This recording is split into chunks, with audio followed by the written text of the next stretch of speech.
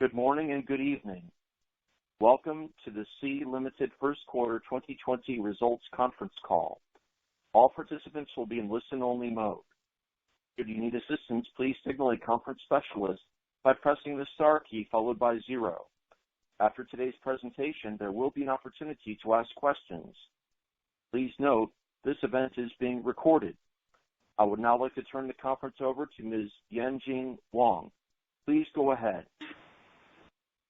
Thank you, operator. Good evening and good morning, everyone, and welcome to Sea's 2020 First Quarter Earnings Conference Call. I am Yanjun Wang, Sea's Group Chief Corporate Officer. Before we continue, I would like to remind you that we may make forward-looking statements which are inherently subject to risks and uncertainties and may not be realized in the future for various reasons, as stated in our press release. Also, this call includes discussion of certain non-GAAP financial measures such as adjusted revenue, adjusted EBITDA, and net loss excluding share-based compensation and changes in fair value of the 2017 convertible notes. We believe these measures can enhance our investors' understandings of the actual cash flows of our major businesses when used as a complement to our GAAP disclosures. For discussion of the use of non-GAAP financial measures and reconciliation with the closest GAAP measures, please refer to the section on non-GAAP financial measures in our press release. I have here with me Sea's Chairman and Group Chief Executive Officer, Forrest Li, and Group Chief Financial Officer, Tony Hou. Forrest and Tony will share strategy and business updates, operating highlights, and financial performance for the quarter. This will be followed by a Q&A session in which we welcome any questions you have. With that, let me turn the call over to Forrest. Thank you, Yanjun. Hello, everyone, and thank you as always for joining today's call. I hope that you are all in good health and staying safe. On behalf of all of us at Sea, I would like to thank you for your ongoing support during this exceptional period. These are times of significant change and disruption for communities, economies, and businesses around the world. Against this challenging backdrop, we are proud that we have been accelerating growth and we are reporting very strong results for the first quarter. Our communities are increasingly relying on our platforms during the pandemic. Our users are turning to Garena to enjoy interactive entertainment and socialize with their friends during the social isolation of the lockdown. Shopee is becoming a more integral part of the commercial ecosystem in each of our markets, with consumers now relying on our platform for their staples, daily essentials, and other consumption needs. At the same time, more sellers are migrating to or relying more on Shopee to sustain and grow their business. As our economics become more online and contactless, the digital payment and the financial services that SeaMoney provides are becoming an ever more important part of the structure in our region. The coronavirus crisis is driving a step change in the growth of the digital economy globally, particularly in the markets and the segments where Sea operates. It has materially accelerated a shift to online lifestyle that is broad, deep, and in our view, irreversible. Building on our market leadership in some of the key and the largest segments of the digital economy, we believe we are gaining and will continue to gain a disproportionate share of that growth.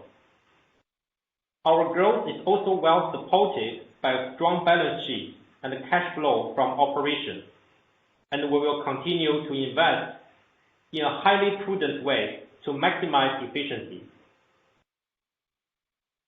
Sea was born in the middle of the global financial crisis.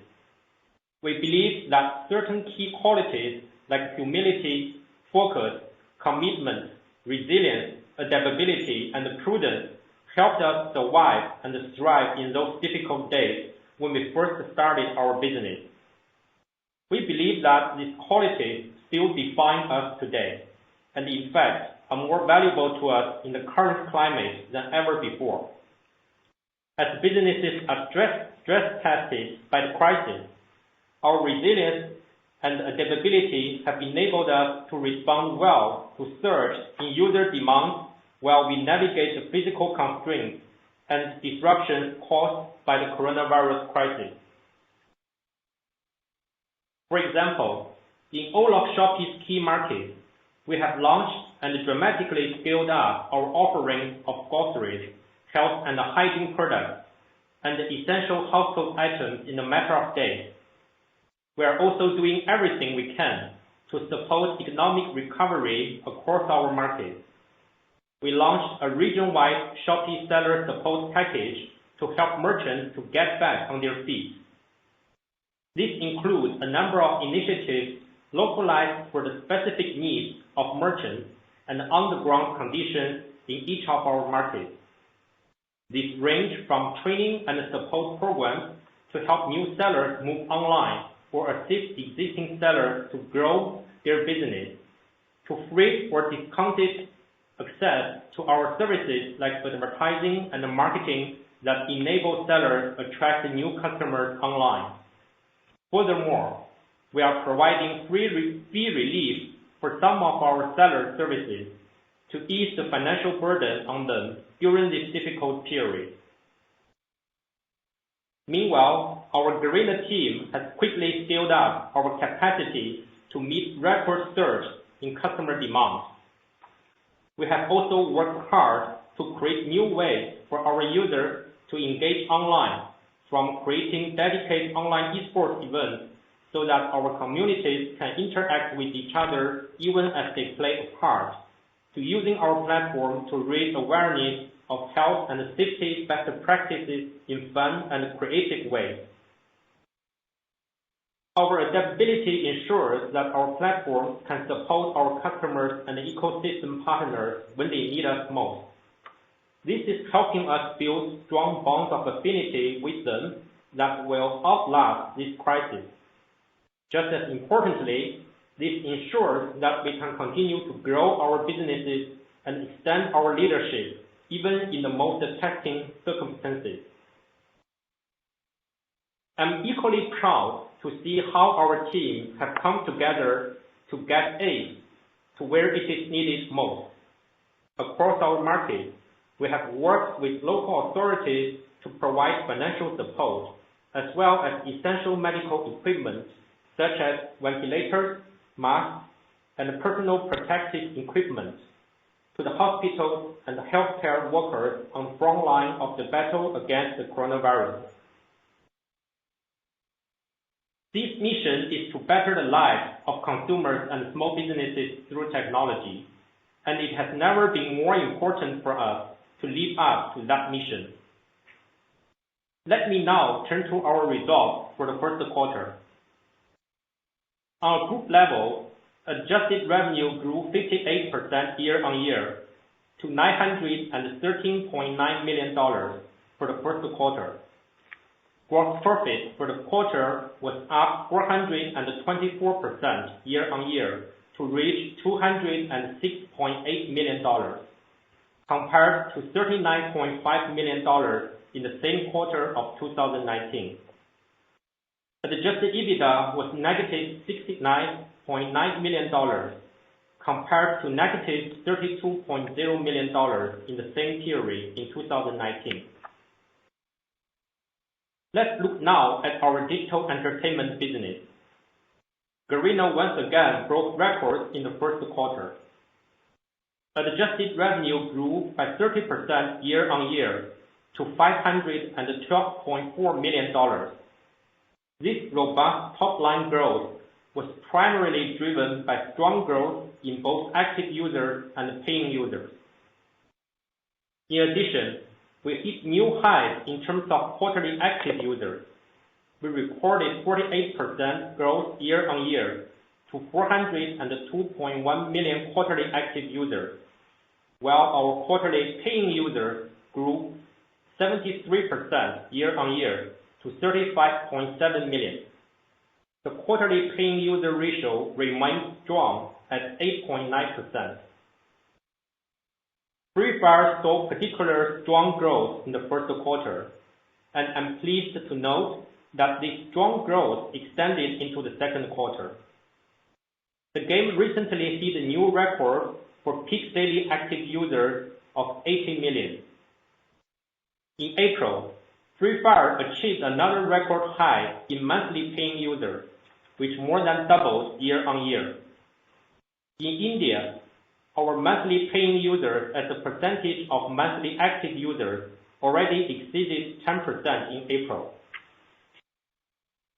We believe this growth in our user base is attributable both to the macro trend as well as our constant efforts to engage new and existing users with fresh, creative, and highly localized content. For example, we introduced a new map called Kalahari. It features a desert theme with faster, more intense gameplay.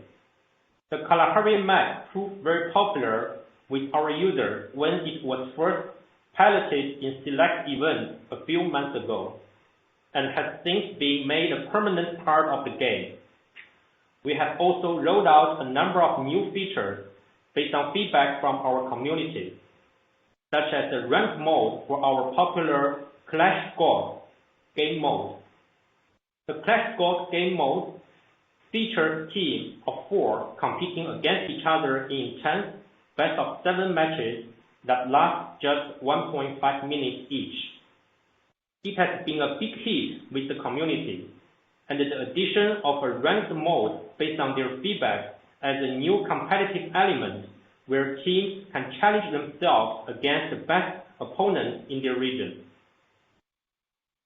Alongside these global content pushes, our local teams are focused on developing highly localized content for our users.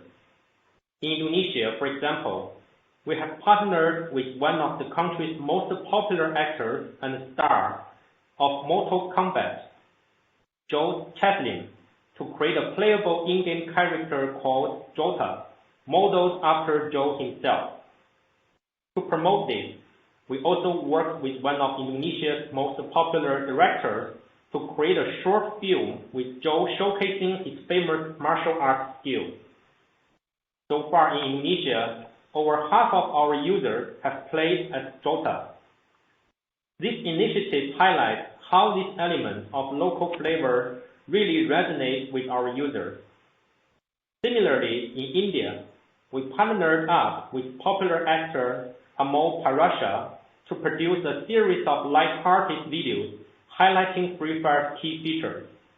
These videos quickly went viral and to date have recorded over 37 million views on YouTube. With offline esports events generally on pause, we have quickly adapted and introduced new ways to sustain our engagement with the Free Fire community. For example, in April, we hosted a special one-off global event called Wonderland Peak. This was a week-long celebration featuring special characters, items, and in-game challenges to excite our community around the world and to reward our most loyal users. It was also Free Fire's largest in-game event of the year so far, and we saw significant user number growth as a result. Moreover, we are working with local celebrity Free Fire fans to create fun and engaging online competitions that have been very popular with our users. In Brazil, our long-term partner DJ Alok, who is one of Brazil's most popular musical artists, took part in an online competition against some of the best-known local Free Fire influencers as a warm-up for a hugely popular live set he performed across local social media channels. Meanwhile, in Colombia, 2 of the country's best-known footballers, James Rodriguez and David Ospina, each captained team of Free Fire influencers in an online charity tournament that attracted over 1 million views. In the first quarter, we recorded over 90 million online views for Free Fire's esports events globally. This is a testament to the growing reach and the popularity of this game across the world. Building on this growing and more engaged user base, we will continue to focus on developing Free Fire into a long-lasting IP and a bigger platform. The larger user base also presents greater monetization opportunities over the longer run. We are therefore fully focused on execution and leveraging Garena's strong momentum to further accelerate its growth globally. Let's turn now to Shopee. Like Garena, Shopee also recorded standout results for the first quarter and into the second quarter. Throughout the quarter and beyond, we have been making every effort to win the hearts and the minds of our consumers and merchants during this difficult time for them.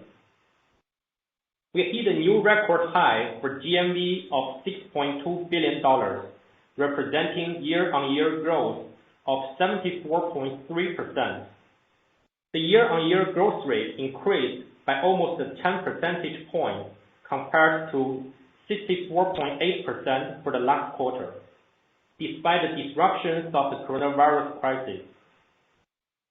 We also recorded strong growth in orders, up 111% year-on-year to 429.8 million.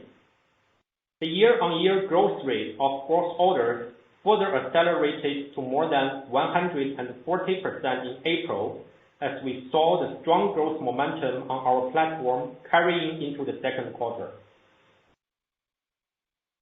In the first quarter, we further extended our market leadership and continued to rank first across Southeast Asia by downloads, monthly active users, and the total time in app on Android, according to App Annie. Notably, we were the top-ranked app by monthly active users in each of Taiwan, Indonesia, Vietnam, and Malaysia. As we further expanded our user base, Shopee ranked third in the shopping category globally by downloads across the iOS and the Google Play app stores combined during the first quarter. Adjusted revenue grew strongly to $314.0 million, up 111% year-on-year, and the marketplace revenue grew even more quickly to $236.7 million, up 132% year-on-year. We believe this indicates the strength and the resilience of our platform despite the microenvironment. Merchants are willing to keep investing in Shopee even in this tough time because they recognize the value that we offer, our unrivaled reach to consumers, and the return on their investment that Shopee provides. The slight quarter-on-quarter decrease in our overall and the marketplace take rate is mainly due to the lockdowns and other movement restrictions in the first quarter. These disruptions had a particularly significant impact on some of our cross-border merchants. As a result, we saw an impact on revenue derived from sales by those merchants. This includes revenue from cross-border logistics that is recognized on a gross basis. We also provided fee relief to our cross-border merchants who were materially impacted by the coronavirus crisis. Into the second quarter, we have seen meaningful recovery of cross-border transactions on the platform. Adjusted EBITDA loss per order declined further, falling by 48% year-on-year to 60 cents, compared to $1.16 for the same period in 2019 and 70 cents last quarter. Our ability to drive sustained improvement in unit economics, even in this difficult environment, highlights our focus on scaling with efficiency and our disciplined approach to growing our business. In Indonesia, where Shopee is the largest e-commerce platform by orders, Shopee registered over 185 million orders for the market in the first quarter, or a daily average of over 2 million orders. That represents an increase of 123% year-on-year, further extending Shopee's market leadership. Shopee also ranked first in Indonesia by average monthly active users, downloads, and the total time spent in app on Android, in the shopping category during the quarter, according to FNE. Our sustained focus on engaging our users continues to be a key driver of platform growth. As our community has scaled up, we are now able to drive engagement activities in a much more personalized and targeted way. For example, we launched a membership-based service called Shopee Mom Club across our markets. This service targets mothers who use our platform and enables them to discover a unique selection of highly quality curated products and brands.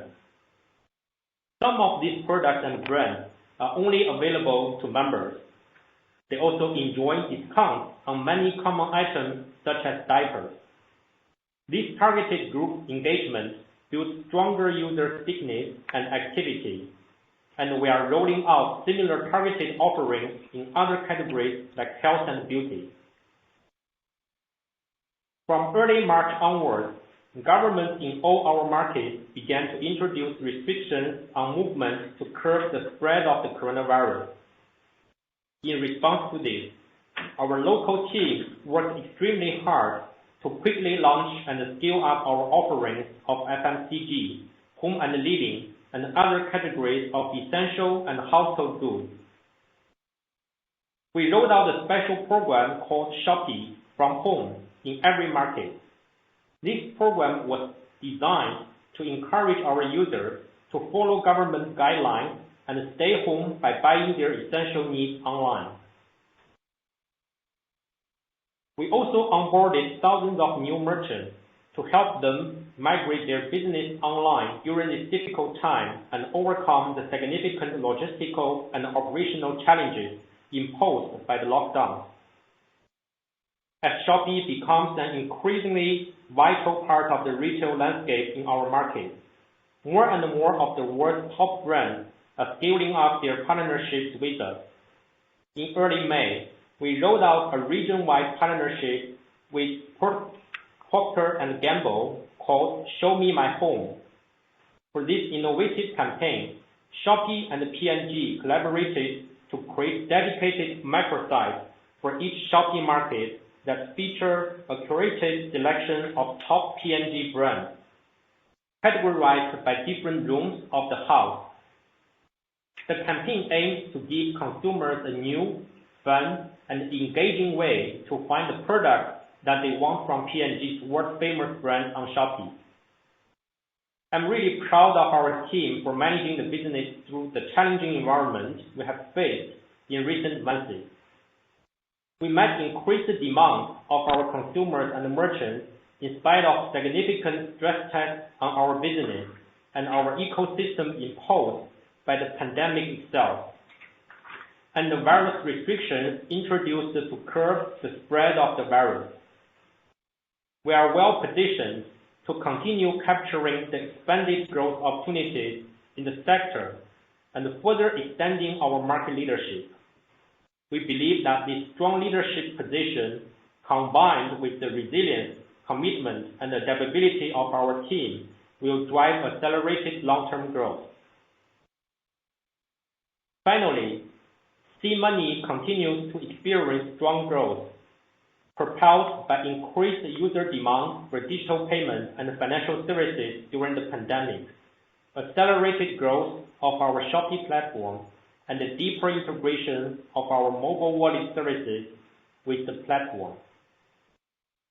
In the current climate, the overall digital economy is growing rapidly. In particular, more people are spending more of their time and money online, and that is driving an increased need for both online payment services and financial services, as well as an increased need for contactless payment options. That in turn means that more people are adopting digital payments and financial services options as one of their primary channels of choice.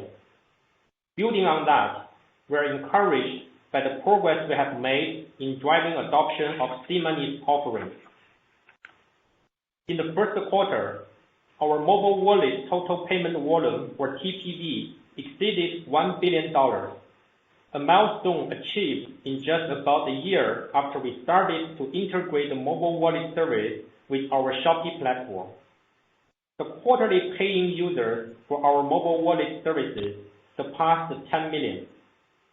More than 40% of Shopee's gross orders in Indonesia, our largest market for SeaMoney, were paid using our mobile wallet services in the month of April.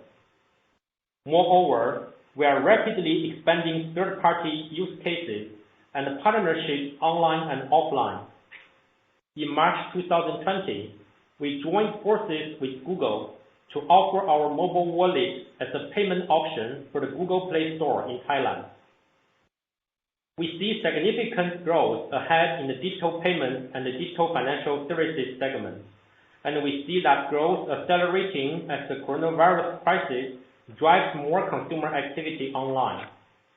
We also believe that SeaMoney is in an excellent position to capture this growth as we build on our strategic leadership position in some of the largest use cases in digital payments. We will continue to focus on scaling SeaMoney effectively and efficiently to reach strong leadership positions across our key markets. To conclude, we are glad to be reporting strong numbers for the first quarter. This performance demonstrates the fundamental strength and the resilience of Sea's business and our position as the market leader in sectors of the economy that are experiencing the strongest growth. Looking ahead, while we expect to face uncertainty in the near term due to the coronavirus crisis, we believe the step change in adoption of the digital economy that we have seen in recent months is here to stay, and it will experience rapid growth in our market in the years ahead. More importantly, we believe that these three core businesses, as the leaders in their sectors, will capture an outsized share of that growth. Sea has been stress tested in recent months due to the coronavirus crisis, and our performance under these conditions has underlined the fundamental strength and resilience of our business. This gives us confidence that we are well equipped to manage the current external turbulence and ready to capture the long-term growth opportunities. We will therefore continue to invest in our future and focus on winning the hearts and the minds of the users across all of our platforms during the time when they need us most. We believe that Sea will emerge from the crisis in an even stronger position and better prepared for our long-term growth. With that, I will invite Tony to discuss our financials. Thank you, Forrest, and thanks to everyone for joining the call. We have included detailed quarterly financial schedules together with the corresponding management analysis in today's press release, and Forrest has discussed some of our financial highlights, so I will focus my comments on the other key financial metrics. For Sea overall, total adjusted revenue grew by 58% year-on-year to $913.9 million, which was mainly driven by the growth of our digital entertainment business, especially our self-developed game Free Fire, and our continued monetization efforts in our e-commerce business in the past quarters. The 30% year-on-year growth in digital entertainment adjusted revenue to $512.4 million was primarily driven by the increase of our active user base and deepened paying user penetration, and in particular, the continued success of Free Fire. Digital entertainment adjusted EBITDA was $298.4 million, an increase of 32% year-on-year, mainly due to strong top-line growth and our self-developed game accounting for an increased share of revenue.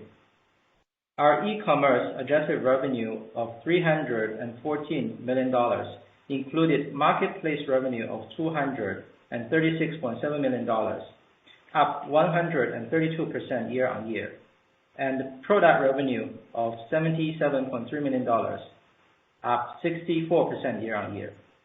This growth is a result of our commitment to continue enhancing our service offerings as we seek to create greater value for our platform users. E-commerce adjusted EBITDA loss was $260 million as we continued our investment to fully capture the market opportunity in the region. We will continue to invest prudently and drive high-quality growth by serving the users' needs better in the long run. Digital financial services adjusted revenue was $10.7 million, an increase of 278% year-on-year from $2.8 million in the first quarter of 2019. Adjusted EBITDA loss was $101.6 million in the first quarter of 2020, compared to a loss of $11.9 million in the same period of 2019. This was primarily due to our continued efforts to integrate our mobile wallet services with our Shopee platform across different markets. We have also been expanding the use cases of our mobile wallet services outside of Sea's platforms to include other online and offline merchants, along with a variety of third-party use cases. Returning to our consolidated numbers, we recognized a net non-operating income of $11.2 million in the first quarter of 2020, compared to a net non-operating loss of $442.8 million in the first quarter of 2019. The net non-operating loss in the first quarter of 2019 was primarily due to a fair value loss of $436.1 million arising from the fair value accounting treatment for the 2017 convertible notes. We had a net income tax expense of $23.2 million in the first quarter of 2020, which was primarily due to withholding tax and corporate income tax recognized in our digital entertainment business. As a result, net loss, excluding share-based compensation and changes in fair value of the 2017 convertible notes, was $239.4 million in the first quarter of 2020, as compared to $237.3 million for the same period in 2019. From a foreign exchange standpoint, we have seen increased volatility in the exchange rates of some of our local currencies against the US dollar. And that meant for us, on a constant currency basis, the top line metrics would have been neutral to modestly better in some of the cases. But we did not assess the differences to be material. With that, let me turn the call back to Yanjun. Thank you, Forrest and Tony. We're now ready to open the call for questions. Operator? We will now begin the question and answer session. To ask a question, you may press star then one on your touch-tone phone. If you are using a speakerphone, please pick up your handset before pressing the keys. To withdraw your question, please press star then two. In the interest of time, we will take a maximum of 2 questions at a time from each caller. If you wish to ask more questions, please request to join the question queue again after your first questions have been addressed. At this time, we will pause momentarily to assemble our roster. The first question comes from Yang-Chin Kuo of Goldman Sachs. Please go ahead. Thank you. So good evening. Congrats on the results. A set of questions, please. Firstly, gaming. Can you talk about what first Q revenues would have been on an FX neutral basis? Which countries did the growth in active users come from? And why pay ratio for QOQ? Secondly, on e-commerce, it was mentioned cross-border was a reason for the decline in take rates. Can I confirm that this has hit your commission revenues more quarter to quarter than advertising and us? And given merchant support initiatives in second quarter, will we likely see more revenue decline in that quarter, or revenue take rate decline in that quarter? And can I confirm also FY20 e-commerce revenue guidance is maintained as well? Thank you.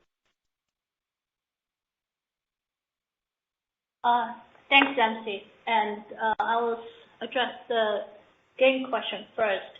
As Tony mentioned earlier, there has been some foreign exchange related fluctuations, and that means on a FX neutral basis, our top line number, including the game revenue, could be slightly better than what we reported.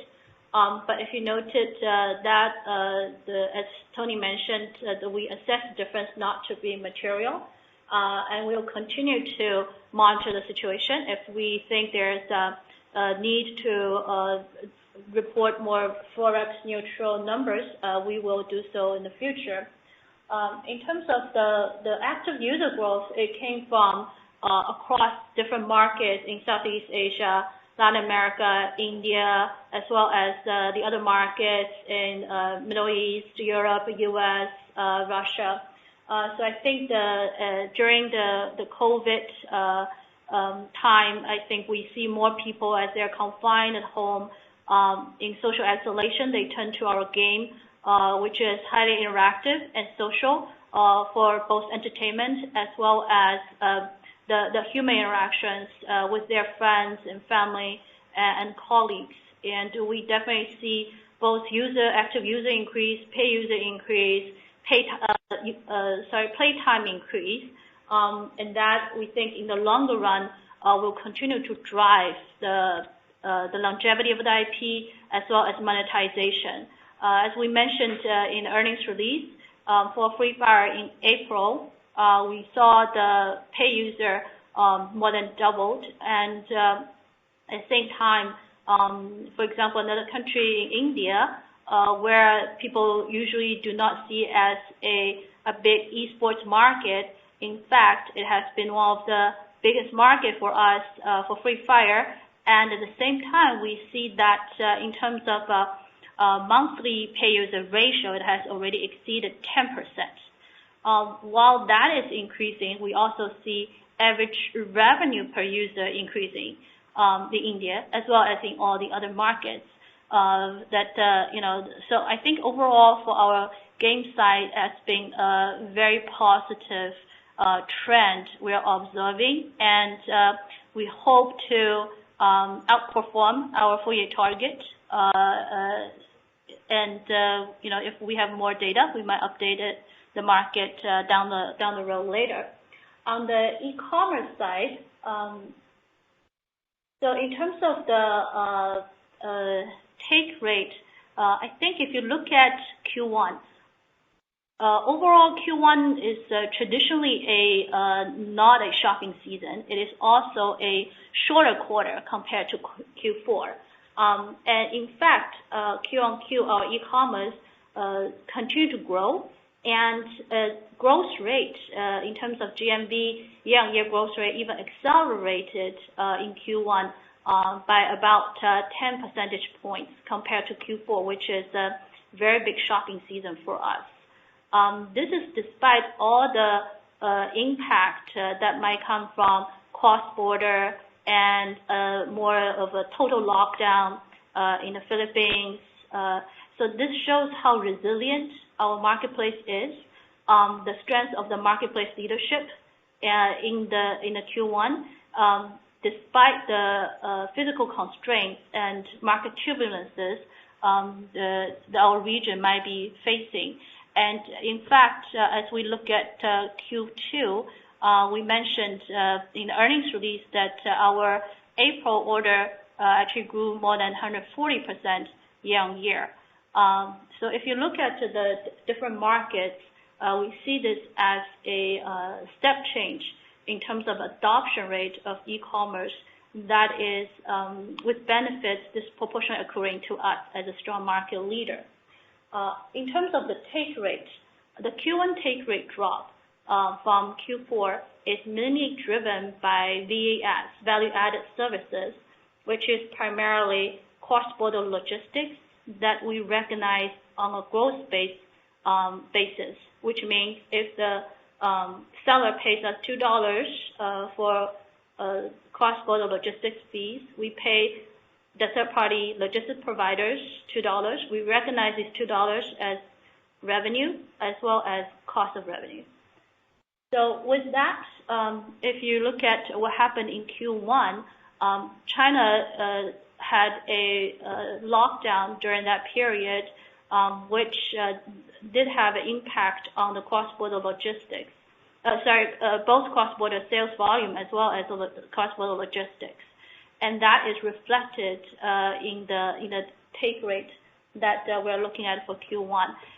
Since China has opened up and resumed most of the normal activities, we have seen this has bottomed out in February and meaningfully recovered by April, and we continue to see cross-border logistics uptick in May and onwards. So we think this one is not a permanent impact on us, and we expect the take rate to gradually rise back to the previous level, and our revenue is going to be both driven by the rise take rate as well as the increase in the volume itself. So we're not worried about the long-term monetization of an e-commerce platform. This does not change our view. In fact, it makes us even more bullish on the e-commerce business as a whole, given the step up in the penetration rate. So if you look at our markets where the penetration of e-commerce and digital economy as a whole is still relatively low, the COVID situation actually drive a lot of people online as the offline shops are closed.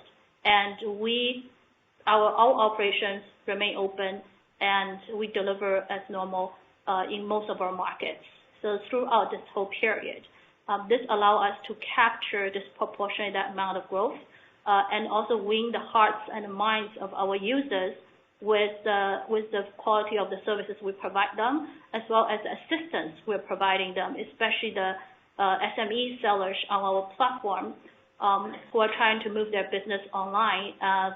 And this will also be reflected in our seller commission relief program, the aid program, as well as the marketing credit that we might give to sellers.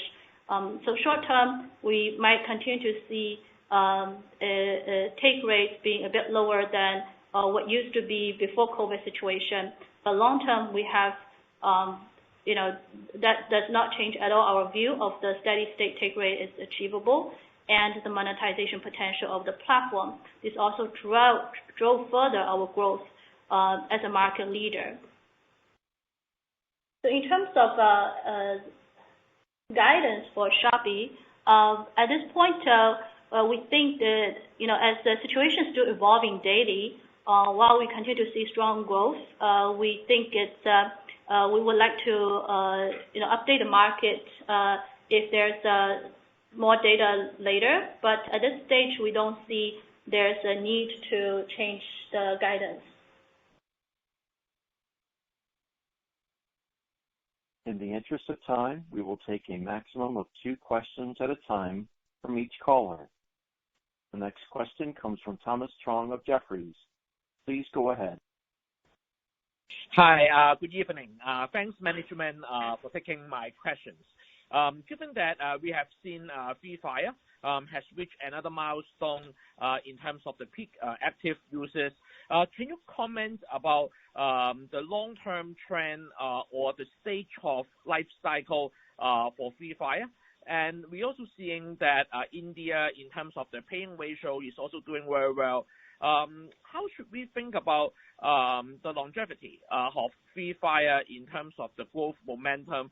Should we expect it to be a multi-year or 5 to 10 years kind of socially phenomenal game? Any color on that would be great. And then my second question is back to Shopee. Given the fact that we may see some volatility in terms of the take rate in the near term because of the coronavirus, and as we are seeing the China cross-border e-commerce is also coming back, should we expect the take rate to back to year-on-year growth trend back in the second half? And on that front, can you comment about, in terms of the impact of coronavirus, in different geographies, i.e. Indonesia, Taiwan, Malaysia, Vietnam, Philippines, and Singapore. Just want to get a sense about how the GMV actually is trending because of the coronavirus, and also the pace of recovery in different countries. Thank you.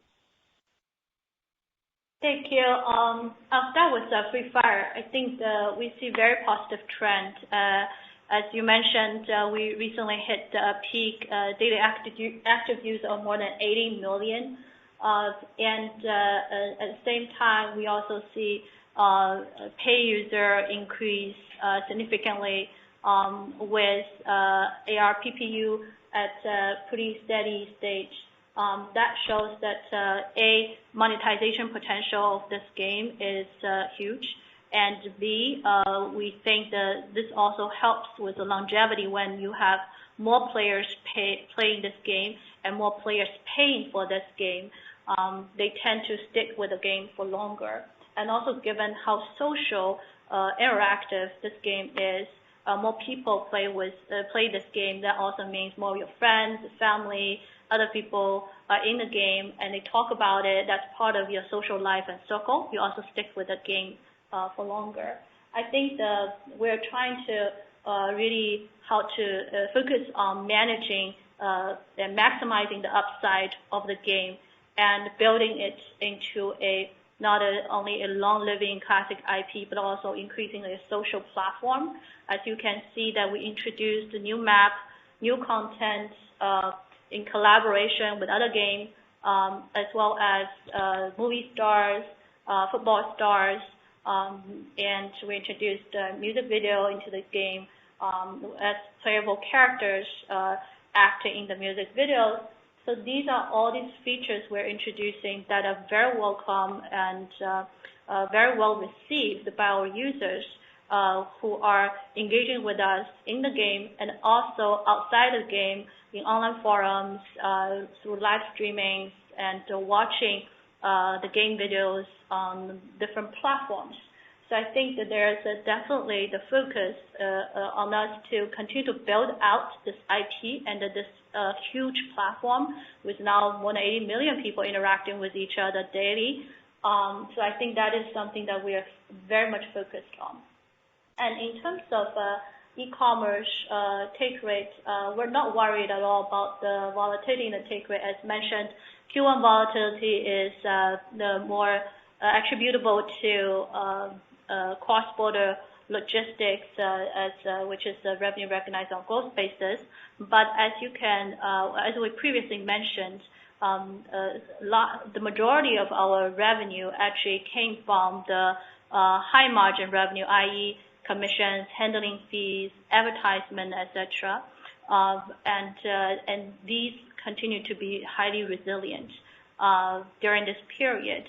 Now we do, by choice, actively gave sellers some relief and assistance packages to help them transition, especially those SME sellers who are more severely impacted by this COVID situation, to transition through this period. This is something we think we're very fortunate to be able to do from a position of strength to help our communities of sellers, as well as the broader communities, to help them get back on their feet.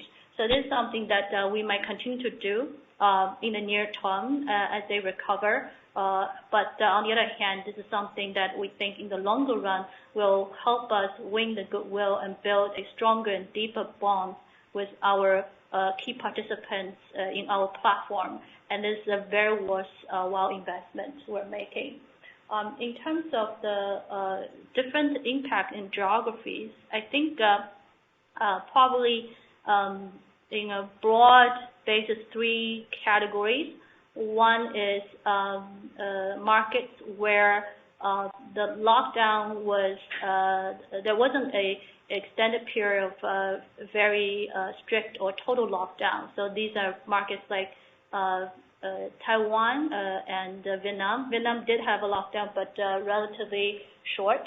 And then there are also markets where you see more extensive lockdown. That would include Singapore, Malaysia, Thailand, Indonesia, And then there's also the Philippines, which is that has a lockdown that also for a very short period of time in March that prevents all delivery. We are actually one of the first players to receive exemption from the government to deliver essential goods to our users. And we also start to see the lockdown easing in Philippines over time to allow more categories of goods to be delivered. And then there's also China, where the cross-border impact is from. So I think these markets are different in the sense that for the markets that has relatively less impact from the lockdown, we see more normal growth, year-on-year and quarter-on-quarter like before, and we continue to grow very strongly. And in markets that have more extended lockdown, where our operations still carry on as, I would say, as much as normal as possible, despite the physical constraints our teams faced, which also speak volume about the resilience and execution capabilities of our teams. We actually see even more stronger, more profound increase in demand for our services. And we have been able to deliver that, and that is the market that we think that to the extent the lockdown is still in place, we will continue to see strong demand. And in markets where, like Philippines, that does affect e-commerce, logistics, and delivery, there is a decrease in the overall volume that can be fulfilled. But again, we start to see that being eased. And as a market leader, this affects everybody, but as a market leader, I think we are still doing probably better than many other players in this regard. And for China, I think that, as we all know, pretty much the bottom has passed by the end of February, and we see recovery in March, April. So the cross-border, we think, will be back more quickly.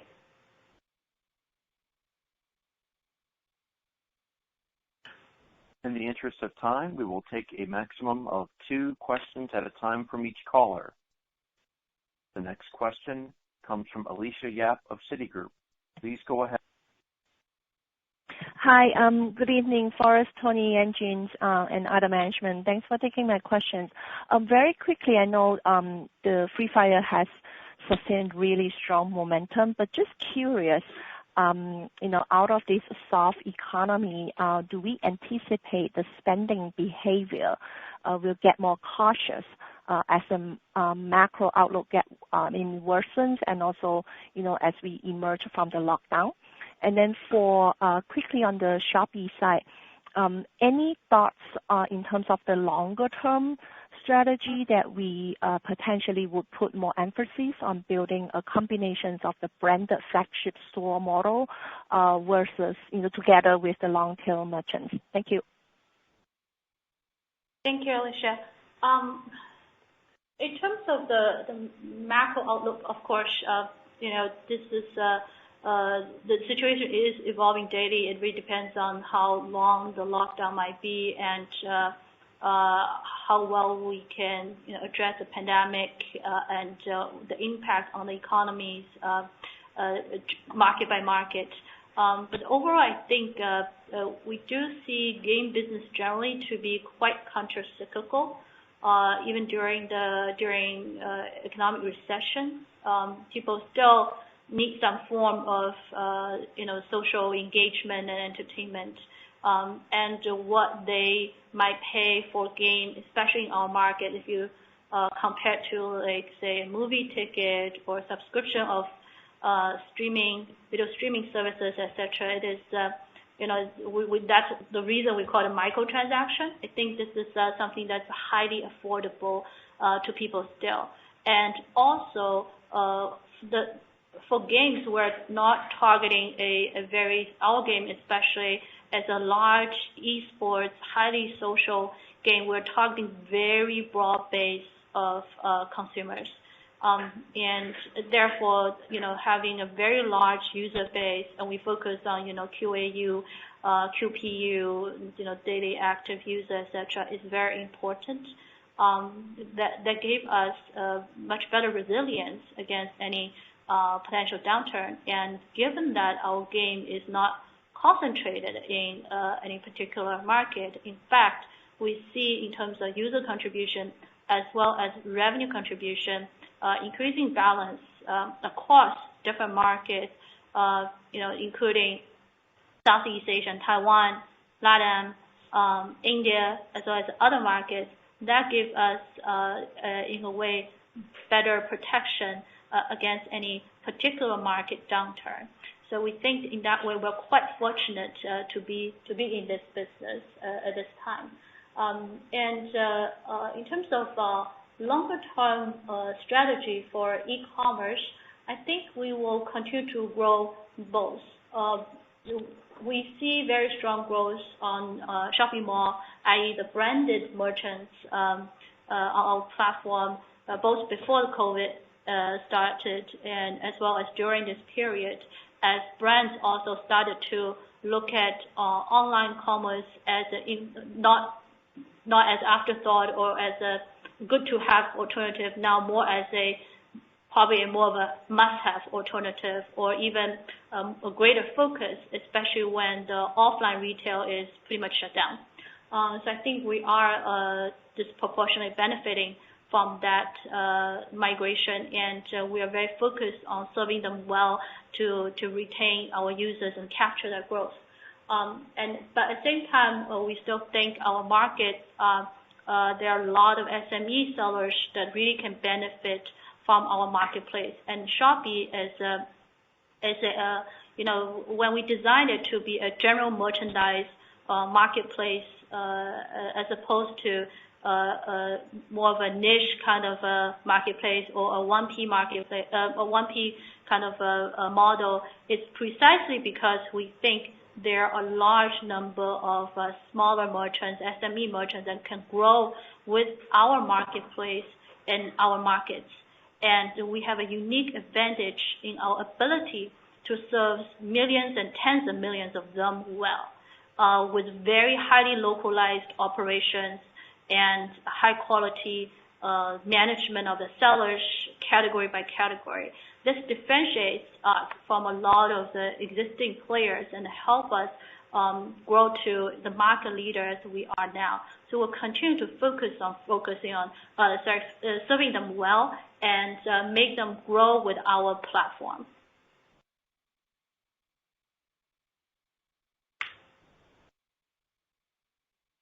In the interest of time, we are limiting a maximum of 2 questions at a time from each caller.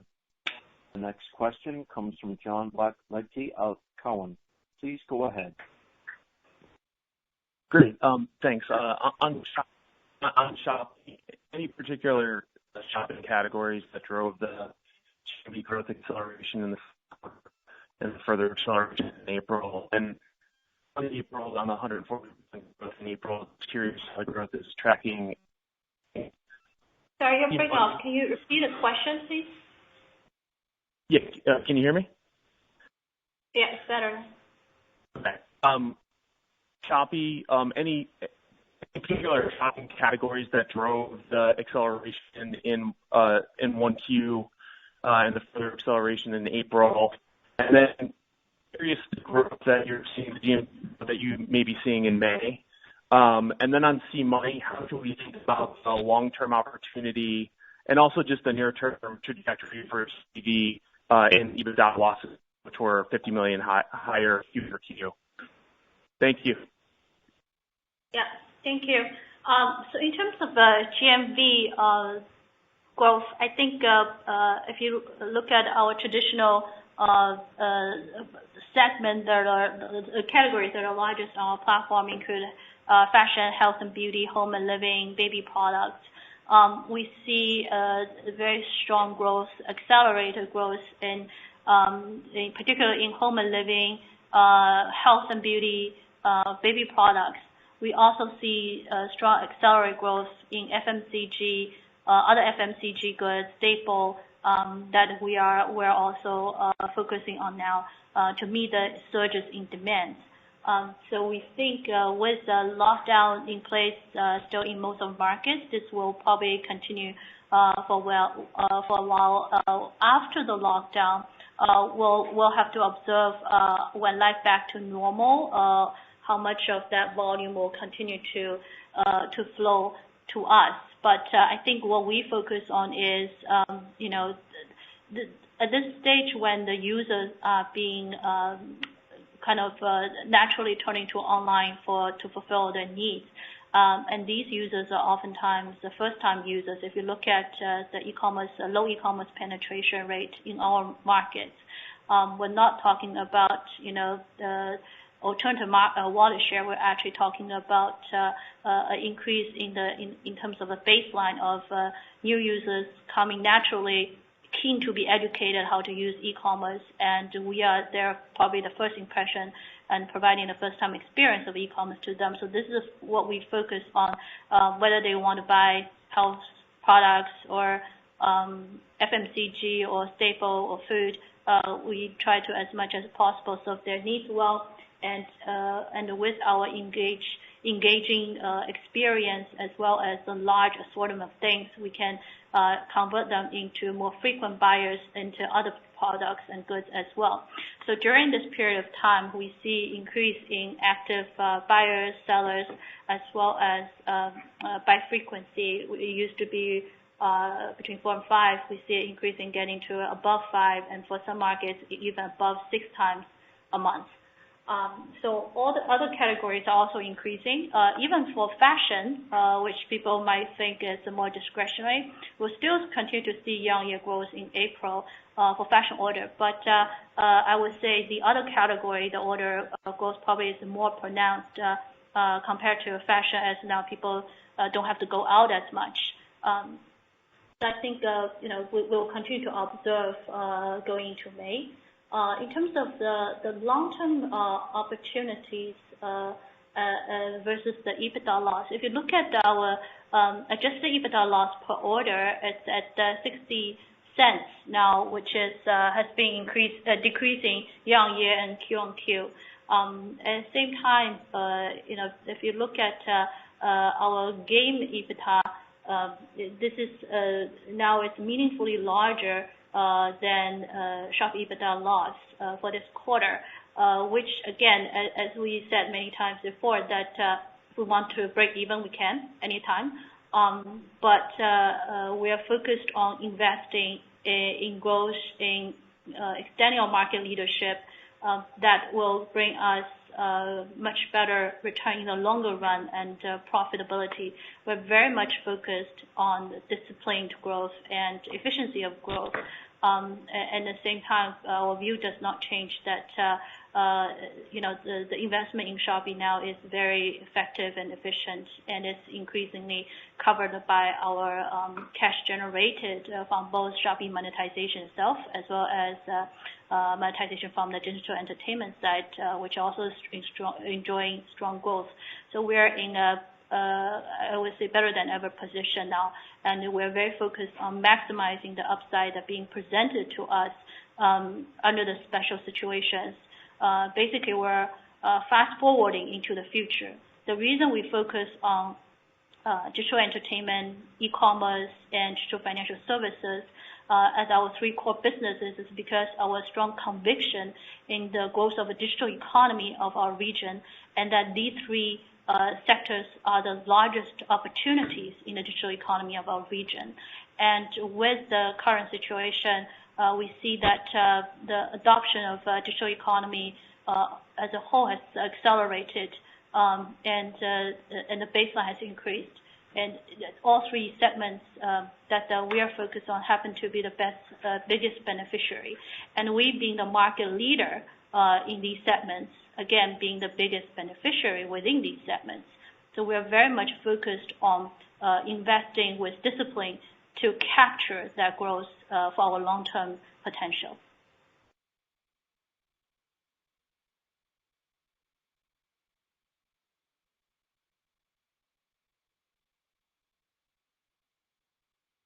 This concludes our question and answer session. I would like to turn the conference back over to Yanjun Wang for any closing remarks. Thank you for everyone for joining today's call. We look forward to speaking to you all again next quarter. The conference has now concluded. Thank you for attending today's presentation. You may now disconnect.